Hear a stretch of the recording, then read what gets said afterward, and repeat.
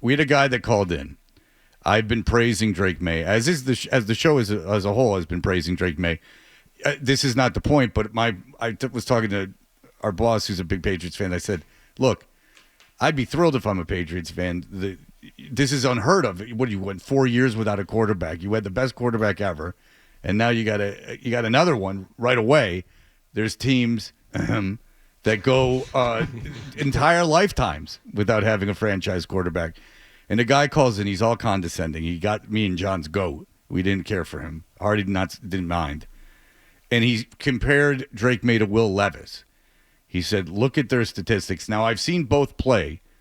I've seen Will Levis a couple times. One complete game that Will Levis played that he single-handedly lost for the Titans when the Titans played the Jets. He didn't play against the Patriots this year, right, Phil? It was Mason Rudolph? It was Mason Rudolph. Yeah, it was right. Mason Rudolph. Will Levis has not played every game. But I saw Will Levis single-handedly lose a game and get chewed out publicly by his coach. Did you guys see that? Because that was like a highlight.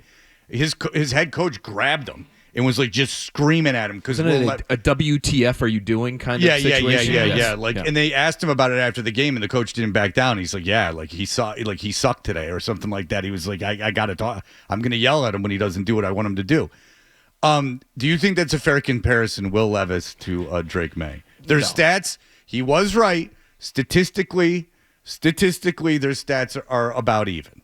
I would say in one glaring category, Drake Maye is better, and that's rushing yards. He's got twice what Will Levis has. Yeah, I think it depends on what stats you're looking at. In all likelihood, I'm sure there are some, and I have one right here just because I was looking at it earlier today, so it's already pulled up on my old machine, where there is a significant discrepancy between the two. And so the one that I have pulled up, which I think is a pretty good stat, I don't know how often you guys reference it, but it's ESPN's QBR metric, which ranks players. Basically, in theory, you get a score from 0 to 100, and it tells you how likely you would be in an average, in this instance, Drake Maye performance to win a football game. And so it gives you, you would win about 65% of your games if you're Drake Maye. His number's not 65.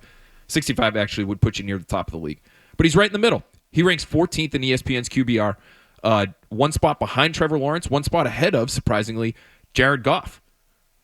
But it takes into account all the things, it tries to at least, all the things the quarterback is doing as an individual. So it does take some advanced metrics into account. It takes rushing stats into account. It's got to take game planning into account, too, because when Jared Goff is hitting on all cylinders, he's going 19 out of his first 19, but then there may be a game plan where they just run the ball. Let's go off the field. Okay, you have a quarterback that everyone on the team loves and respects and wanted to play who's 22 years old. Like that, I mean, come on, guys. Yeah, Will Levis is 31st, by the way. 31st in the QBR. Metric. Okay. Yeah, 14th versus 31st. By the way, just whatever, man. Some of these Patriots fans, they just don't get it. They just don't understand it. Like, do you not watch the rest of the league? No. They don't watch the rest of the league. I think that's a significant not. piece to this. If that's how you feel, if you're a Patriots fan and you're looking at Drake Maye and saying he's Will Levis. He has nobody. He has, by all accounts, one of the worst offensive lines in football. He has nobody. But no, he has nobody to throw the ball to. No wide receiver to throw the ball to. Tight ends are decent. Tight ends are decent. And I'd say Hunter Henry's more than decent. I'd say Hunter Henry's a good tight end. Hunter Henry's a good tight end. Sure. So he's got a good tight end. He's got a whatever running back. He's got a good tight end. We thought running back was going to be a strength this year. Well, it's not a weakness. I mean, Ramondre Stevenson's fine. He's not a top tier guy, but he's middle of the pack, like his starting running back in the NFL. He's not going to break anything open, and he's not going to change the game really. But he's a workhorse running back. That's whatever. If he hangs onto the ball, go ahead. We're starting talking about the personnel and what Drake may or may not have. I read your mailbag yesterday, and the first 4 questions were, when are they going to fire Jerod Mayo? How soon are they going to fire Jerod Mayo? And this goes back to what we were just talking about, how fans don't look at other teams around the NFL. I mean, look, Mayo's not going to get fired. He's a hand-picked replacement for a legend. But why do you think fans feel this way? If they watch the game, they see that there isn't much to work with. Yeah, well, so I think that's number one, is that maybe they don't understand relative to the rest of the league just how bad the roster is. But I think the other thing, and I think fans here are pretty smart. I think fans in Boston across sports are among the smartest in the country, and I'm not just saying that because I'm from No, it's obvious. I think it's very. I think that is absolutely everyone. Most people would agree. Then like some hayseed in Alabama or everything. I mean, yeah, absolutely. So, and I think what people can do here, and they should, is in the number of one-score games that the Patriots have had this year, you can analyze, you can dissect, you can really dig deep on one or two decisions every single week that the head coach makes and say, well, that could have been the difference between a win and a loss in a one-score game. And they're not wrong to point that stuff out. But they also haven't seen what a rebuild looks like. And this is a rebuild, and it's been bad here for a number of years before this year. And so I think people also feel like, well, what have they been doing the last foot? Like, haven't they been building towards something? When in reality, this is truly year one. Yeah. And so that, I think, is hard for people to get their arms around. The other thing is Mayo is obviously feeling his way through the job. I think it's safe to say. And I think that's probably putting it kindly, right? He knows he needs to get better as a head coach. He knows he has a lot to learn as a head coach. And so while the talent on the roster is one thing, and to me it is the primary thing, you're also dealing with a first-time head coach who's going to be figuring it out on the fly. Yeah. And that's not good enough for people who have seen a lot of good football here. And I get that to a degree too. But that's the reality of the situation is you hired this guy hoping he would be better as he goes through the job, which is part of the reason you're not going to fire him after year one. And here's the deal, is that even if they're not going to fire him and he goes into next season, he's got a new D coordinator or anything else, and he struggles, then you fire him and you bring someone else in. Get another head coach. Another quarterback's a different story. Look at, what if you are the Giants or the Vegas and you're going into next year? What are you going to do? There's nothing for you to do. You got to overdraft some kid that's most likely not going to be anything. Or what, Sam Darnold, who I like, but you're going to pay Sam Darnold a king's ransom to come in and hopefully duplicate what he did. How much money on a quarterback on Daniel Jones? Future? Right, Yeah. exactly. So, I mean, like, what are you going to do? There's nothing to do. So the idea that the Patriots were in that particular draft where there were three quarterbacks that look like they're going to be good NFL quarterbacks. When Caleb Williams is on, he's really good. And everyone knows about Daniels. You took the third quarterback, which a lot of you didn't even want to do. There was a whole narrative about you build the team and take Marvin Harrison Jr. Blah, Marvin Harrison Jr. I'll give you 25. You went Will Levis. Will Levis, they went out and got Calvin Ridley. Will Levis he's got the same stats as Drake Maye. Look at Calvin Ridley, how he's turned that organization around. And they got a good defense, by the way. This is what makes people around the country, I think, hate Patriots fans, is that they would, for those who would look at Drake Maye and say, this guy stinks. I just don't get I don't know if the guy, is this somebody who called in today? But in the way he talked to me, I didn't care for it. I don't know if he was a Patriots fan. I mean, maybe he's a fan of another team, and he's but the thing just is hating on the rest of New England for actually liking this guy. And the thing is, like, okay, Mayo's a bad coach. My thing would be like, all right, you're in the beginning of a rebuild. And look, I know rebuilds can go fast, and I know if you hit on next year's draft and you sign a free agent or two, you can be challenging for a playoff spot. Not a title, but you can be challenging for a playoff spot if you play your cards right. But the coach, to me, at this stage in the game, I mean, look at what Denver, I mean, if you want to, there's always a Sean Payton type out there. Bring that guy in. I mean, bring in, like, Vrabel is a guy this year. Like, you're pretty confident you're not taking a flyer, right? Like, there's an established head coach usually available if you're willing to pay him. So the head coach, I don't care about the head coach. Good head coach is great.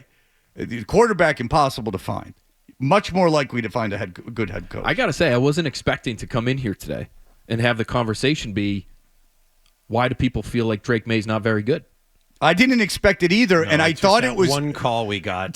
I've had obviously the majority of my friends are Patriots fans, and I've had the conversation where I've not debated, but like given my side of like why they should be so happy. I did it with Radzik yesterday, and people are like, I don't know, and I explain it in my side of it. I get that being a discussion, but I'm with you. I don't know how you could watch the Patriots and go, oh, Drake Maye's not good. Like, this is a problem. You can get upset and you can get frustrated for other reasons. And by the way, the phone call was fine. The fact that John just called him a condescending ass, not good. I'm with you, Johnny. And Fred called him an old prick while he was still on the phone. Oh, wow. And this was a chance to really get someone over to our side. He's out of the demo. Between Wallach and Fred, that guy's gone. Oh, no. How will we survive as a First show of all, it's without holiday that book. guy? So First of all, that's it's on holiday. you. It's holiday book. And second of all, I'm banking he's over 54. So you throw that to the wolves. I don't care. We lose our one listener. Hey, terrible. the way the ratings are, Hardy's not wrong. All right, you lose fair one enough. guy, and Fair enough. or you gain one guy. You're all of a sudden a Haverhill Spanish station. Call that guy back. Give him a meter. Well, I would also say for this guy who looks at the stats and says he's basically Will Levis, Fred's point about the intangible stuff, and it goes even just beyond whether or not his teammates like him, which I do think is important, and they do. The intangible stuff that has impressed me is that he's gotten better basically every time he's been challenged to get better at something. So back in the summer, they wanted him to act like more of a leader.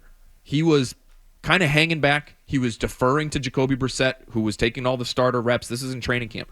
And they wanted him to do more, and they made it clear to him. And he did. And now he looks like one of the leaders of the team, even if he's not a captain. So that's, that is something that is not necessarily visible to us. Some of the things that are visible, if I knew what to look for, I wonder how he's doing with the footwork. Mechanically, he's gotten better. Which was a big question. I'll leave that to you and Zoe to discuss his footwork. But he doesn't seem to be tripping all over himself, and he seems to have the 3-step drop and the 5-step drop, and he's got enough things working. He looks like an NFL quarterback. Communicating the plays, which is something he never really did before. He's gotten better. The mechanical stuff he has gotten better with. And I would say even limiting. There have been hiccups. I mean, he had the false start, which was rare. You don't see that. I think that was his first game. But that might be on the center. He was called for a false start. I don't even remember that. Yeah. But yeah, he's gotten better, like playing from the pocket, right? The number of scrambles that he's had, the sheer number of attempts has come down over the course of the last several weeks because they've asked him to play more from the pocket. And there are still occasions where he leaves and he probably shouldn't. But the fact that it's not like 8 or 9 a game, when he probably could do that and still average a decent number in terms of yards per carry, I think is a good thing. So there's a lot there. In terms of how about just even limiting mistakes, I think the conversation, or one of them, after that Miami game was, oh boy, is he starting to develop some bad habits. Because the pressure's getting to him. The line obviously isn't very good. The Dolphins were in the backfield all game. He has a couple of bad turnovers. One of them, he's off his back foot. He's trying to loft a screen in the middle of the field. It ends up getting intercepted, basically ends the game. Is he starting to do things that quarterbacks who feel like they have to do everything, put it all on their shoulders, start to do, and does that get him down a bad road for the last month of the season?